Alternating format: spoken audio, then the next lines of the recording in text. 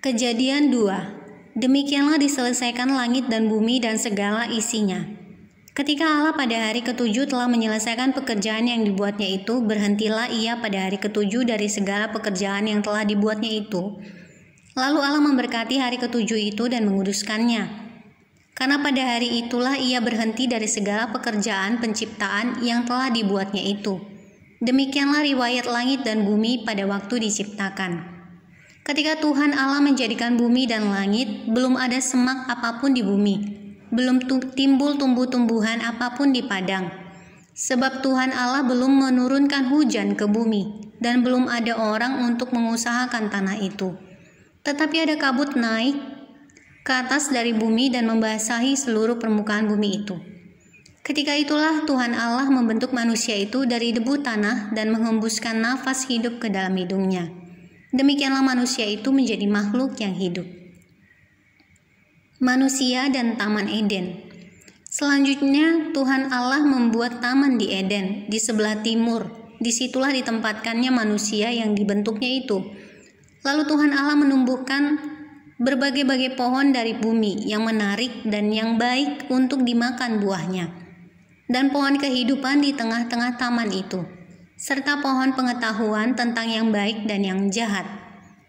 Ada suatu sungai mengalir dari Eden untuk membasahi taman itu.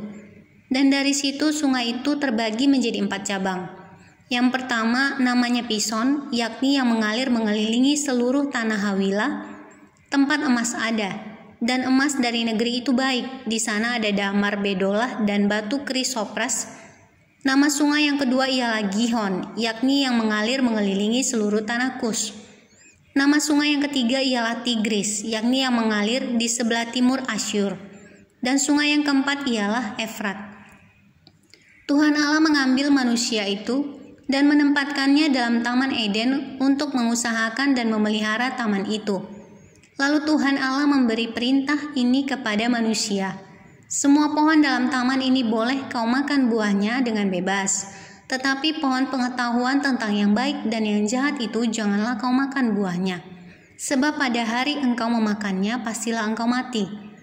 Tuhan Allah berfirman, tidak baik kalau manusia itu seorang diri saja. Aku akan menjadikan penolong baginya yang sepadan dengan dia. Lalu Tuhan Allah membentuk dari tanah segala binatang hutan dan segala burung di udara. Dibawanyalah semuanya kepada manusia itu untuk melihat bagaimana ia menamainya. Dan seperti nama yang diberikan manusia itu kepada tiap-tiap makhluk yang hidup, demikianlah nanti nama makhluk itu. Manusia itu memberi nama kepada segala ternak, kepada burung-burung di udara dan kepada segala binatang hutan. Tetapi baginya sendiri, ia tidak menjumpai penolong yang sepadan dengan dia. Lalu Tuhan Allah membuat manusia itu tidur nyenyak. Ketika ia tidur, Tuhan Allah mengambil salah satu rusuk daripadanya, lalu menutup tempat itu dengan daging. Dan dari rusuk yang diambil Tuhan Allah dari manusia itu, dibangunnyalah seorang perempuan. Lalu dibawanya kepada manusia itu. Lalu berkatalah manusia itu, inilah dia tulang dari tulangku dan daging dari dagingku. Ia akan dinamai perempuan sebab ia diambil dari laki-laki. Sebab seorang laki-laki akan meninggalkan ayahnya dan ibunya dan bersatu dengan istrinya, sehingga keduanya menjadi satu daging. Mereka keduanya telanjang, manusia dan istrinya itu, tetapi mereka tidak merasa malu.